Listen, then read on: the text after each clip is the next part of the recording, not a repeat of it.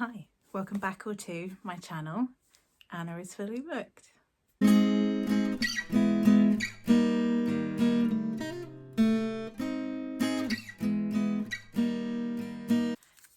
Year is coming, 2025, and I am going to tell you the 25 books I am most looking forward to reading in 2025.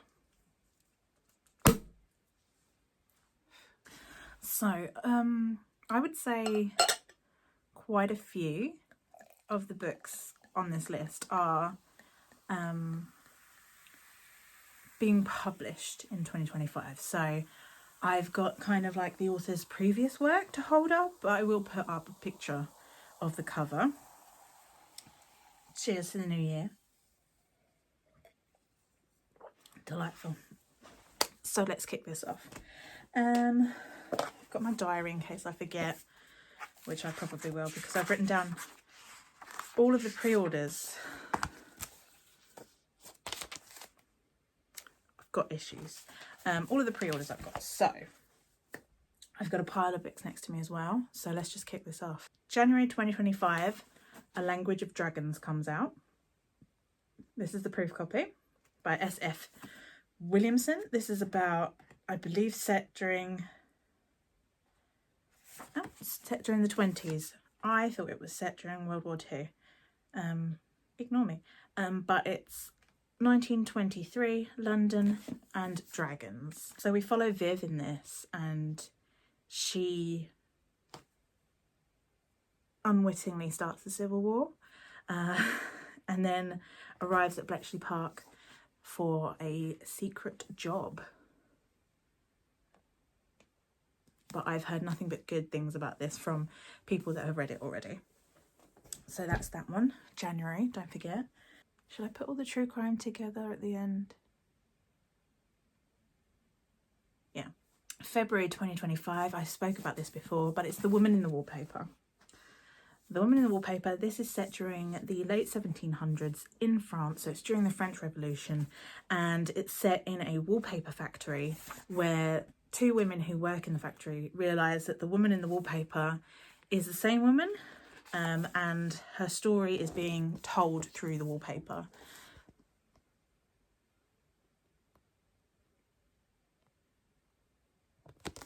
Very interesting, very intriguing, very chunky, but I love a historical fiction. I'm ashamed to say I still haven't read this yet, so this is going to be one of my first books to read next year, and that is The Blackbird Oracle. I can barely call myself a All Souls fan if I haven't read the latest book. I've been waiting years for it. Why haven't I read it? I don't know. This will be read. This will be read. If you don't know Discovery of Witches, get to know. This is book number 5 in the series, following Diana Bishop, who is descended from the Bishop line of witches, and she's at Oxford working on her paper, and she calls up a book that shouldn't be in the library, and it kind of draws the attention of other supernatural creatures, including Matthew Claremont, who's a very hunky vampire. Need I say more? I have a plan for 2025. It might take me all year, but I plan to read the prologue and book number 1 of the Octonomy Files. I've had this for years. I haven't read it because I'm a bit daunted by it. It's a beautiful book, independently published. You can only get it through their website. There's not even a barcode on the back. You can't get this from other stores. And there's a whole language in it.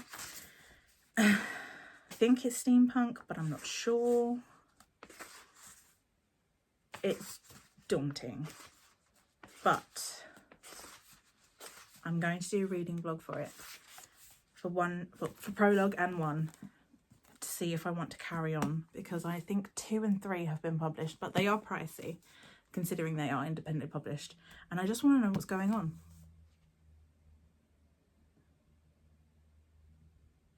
So yeah, hopefully we'll learn more about that in the new year.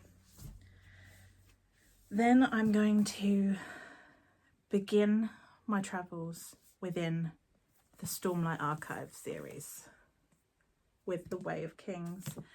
I've read Mistborn series, the first original 3. I've read Wayfarer, is that one of them?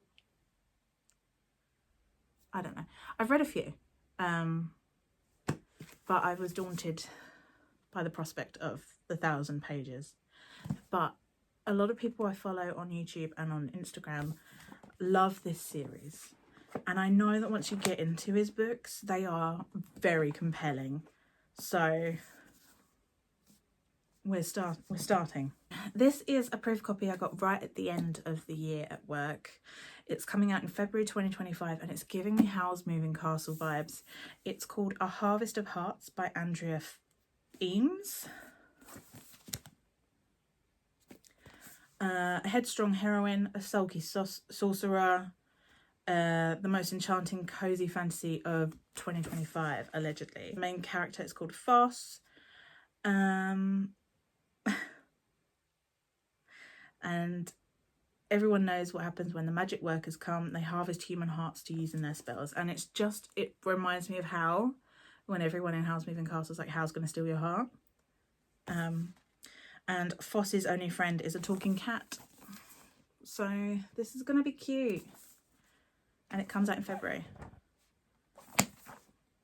And I have the Shadow Cabinet. For the Coven, my book club, we read Her Majesty's Royal Coven. I want to say August, but I'm not sure. September? I'm not sure. So I really want to get to book 2. Because book 3 is also on this list. I'm gonna you know, read this. I'm gonna binge it.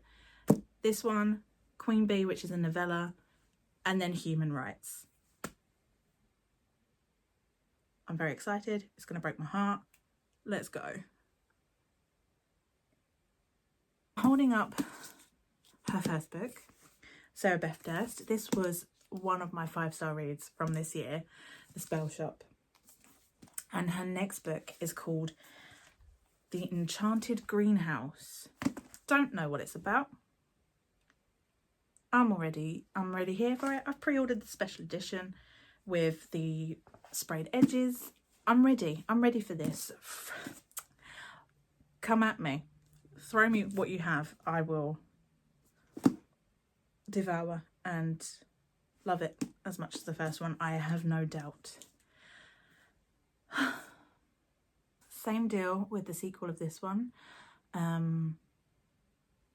think this was in my top 5 at least of this year's reading, and that is Tales of a Monstrous Heart. So book number 2 is called Tales of a Deadly Devotion, and the way this left off, I need it in my hands immediately. I need it now.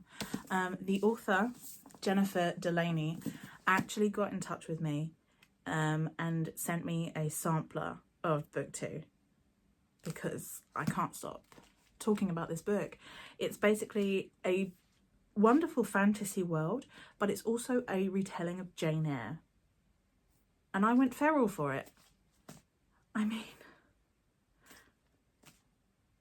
book 2 immediately, please. Miss Delaney. I need it. I mean, look at these tabs. I need it. Another sequel that I have pre-ordered, and that is The Poisoned King by Katherine Rundell, the sequel to Impossible Creatures. This was my favourite read of 2023, children-wise, because my favourite book of this year, I'll talk to you in a minute about. But yes, Impossible Creatures by Katherine Rundell was absolutely amazing. Absolutely stunning. It was just, it felt very Philip Pullman. It felt very Tolkien. It was like a mixture of those two. You're going to throw in a little bit of Discworld and it's amazing. I've got no words. So to have the sequel next year I mean, we've been waiting a long time for it, so I'm invested in this series, so I can't wait. The other children's book, which was the children's book, my favourite children's book this year, was The Whisperwicks by Jordan Lees. And I have pre-ordered Whisperwicks number 2, which I believe is the trial of Benjamin Creek, but I'm not sure. I will do some magic. But The Whisperwicks is fantastic. I would say it's quite dark for a children's book, but I think that's what drew me in. So the world is a labyrinth, and if you leave your street, you're lost forever. Terrifying.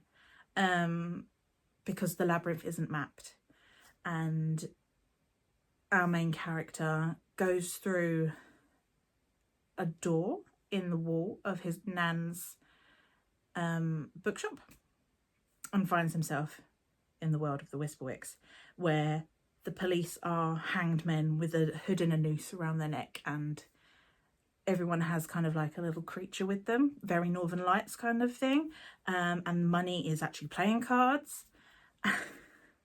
It's bonkers, but it's beautiful. And number 2 I am desperate for, so yeah, I can't wait. So this is a proof copy I've actually had for a while, but because I wanted to read it close to publishing time, and it comes out in February, and I believe everyone and their mums knows about this book, and a lot of people have already read it, but it is Our Infinite Fates, the must-read enemies to lovers of 2025 by Lora Stephen. It's basically about throughout time and history, these two fall in love and kill each other. And this proof copy is stunning, and I'm gonna, yeah, a bit daunted by it because it's got so much hype behind it, but hopefully I can block that out and get to it soon. This is one I've read when it was kind of independently published, so I read it on Kindle, because I heard, I can't remember who, but someone was praising it, and rightly so. I've been waiting for the sequel for a long time, and this, I realise this is why, because it's getting traditionally published. It's modern divination. So this is coming out at the end of January, and it's dark academia. It felt very Discovery of Witches, but also Howl's Moving Castle. They actually say on the back, a Discovery of Witches meets the Atlas 6. But yeah, it's very good. I loved it when I first read it, so I'm going to reread it. I've pre-ordered the finished copy because I'm going to need that sequel in immediately. I can't wait for the sequel. I've been waiting so long. But yeah. Also, a sequel to A Tempest of Blood. I can't remember. It's late in the year and I can't remember. But the sequel to it is A Steeping of Blood, and I am so excited for this because that book was phenomenal. Phenomenal. Oh my god. So it left on a little bit of, like, I wouldn't say cliffhanger, but I need to know more. I need to know what's going on. And that doesn't come out, I don't know when it comes out because I didn't write it down. Stunning work. The next one is I believe the last book in the series of Assistant to the Villain. I crave, I want it. And I have to wait until the 7th of August. Oh my god. Can I wait that long? I'll just reread the other two. Another one on my most anticipated and what I plan to read as soon as I get it in my clammy little hand is Catabasis by R F Huang. I know nothing about this book. I know theories that people have come up with, and I know that she also kind of gave us a little, would you call it a sneak peek? She told us that it is a love story. Absolutely here for it. That comes at the end of August. Fine, take your time, it's fine. The 11th of September brings Cleopatra by Saara El-Arifi. Are you kidding me? She's writing a historical fiction of Cleopatra.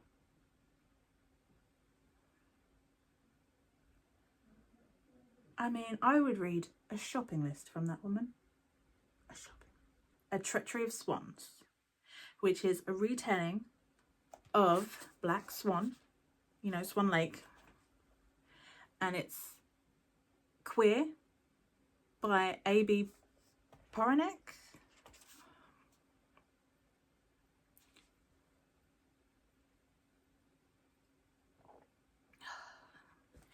She wrote Where the Dark Stands Still, which was an outstanding book that I really championed at work and I really loved it. So I'm expecting great things from this one, her sophomore book, and I doubt I will be disappointed. Obviously I have it pre-ordered, and that is coming out in June. The big pre-order. I'm going hard for this.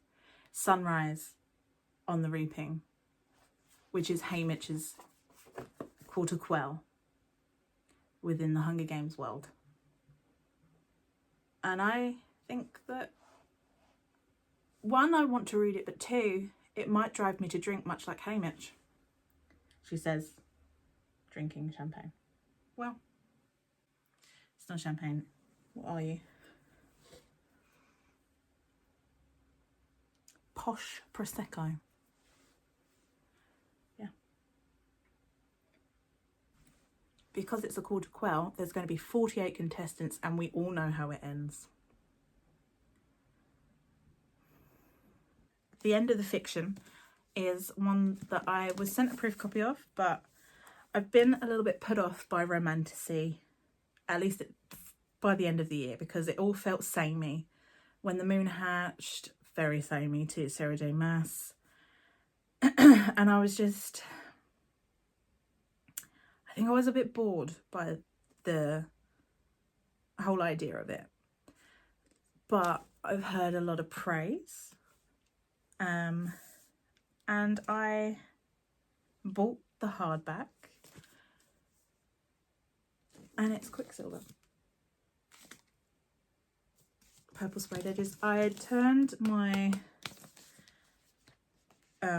dust jacket around because in the Waterstones copy, special edition, you have two covers, and I prefer this one to the one with his, whoever it is, his face on it, because I think it just looks so cheap. Whereas this looks a lot, I don't know, it looks better. Let's see if I can find, I mean, it's got beautiful end pages.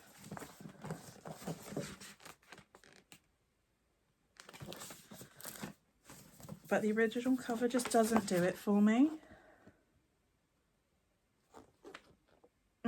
No. I hope this is as good as people have been saying it is. Gavin loves it. My colleague Jess loves it. And she's quite discernible. She's reliable. So we'll give it a go. Hallie Rubenhold wrote The Five. And this year, next year, she's bringing out her book about the wife of Dr. Crippen, and that murder, and, you know, the extreme lengths he tried to go through. And I just love her writing and her storytelling. I have listened to her podcast about the Five, and then she did the second series was about the victims of the Blackout Ripper during World War II in London, and it's stories that need to be told, and we need to be focusing on the victims rather than the actual like killers. I understand the fascination in the killers because I am also fascinated by them, but I don't think they should be getting all the screen time, if you know what I mean. Like, Jack the Ripper is very famous, but the women he allegedly killed also had lives, were very important people, you know. As it says on the back of this, they were human beings. Rest of the non-fiction that I'm prioritising for 2025 are a mixture. So we've got Philippa Gregory's book, Normal Women, 900 Years of Making History. And this is about millions of women. They were around in history. It wasn't all men doing everything. So this is going to be fascinating. Very chunky again. Apparently I have high hopes for future Anna. Scotland Yard, A Bloody History is what it says on the tin. It's the history of Scotland Yard and creating police. So I think it's beginning with Robert Peel's Peelers, and then the growth of policemen, and then detectives, and then the different branches and forensics and everything. So this is very interesting. Cases in it that I already know about, cases I don't know. So again, it's got Dr. Crippen in it, Chasing Crippen, From Hell, Jack the Ripper. Very intriguing. Very intriguing. Last three are books about racism and history of racism. So we've got Chip Jones' The Organ Thieves, which is about the first human heart transplant in 1968, taken from a black patient without consent and put into the body of a white man without the family knowing or being told or anything. And it kind of covers kind of the scandal of that and the racism, experimentation on human bodies, etc, etc. So, very important read. Then we have Thomas Harding's book White Debt, The Demerara Uprising and Britain's Legacy of Slavery. There's one thing that I wasn't taught about at school, and that is Britain's slave trade, or in fact its colonisation of the world. We weren't taught that. So I have a lot of learning to do. I know the gist about most stories. I know ish. So it's just brushing up on this history. This is important history, and it's something that everyone should know about. So we're starting with that one. And then this is a copy of a book that I was sent by the publisher, and it's heavy reading again. It's called The Barn, The Murder of Emmett Till and the Cradle of American Racism by Wright, Thompson. So The Murder of Emmett Till is one everyone knows about, but this kind of goes into the history of it and, you know, reasons behind it, you know, the history of racism in America and what have you. So very important to read, and I need to give the publishers my review. So yeah, those are the books that I am prioritising in 2025. We'll see how long it takes me to get through them, as some of them are chunky. I hope you have a happy new year, and yeah, let's get reading.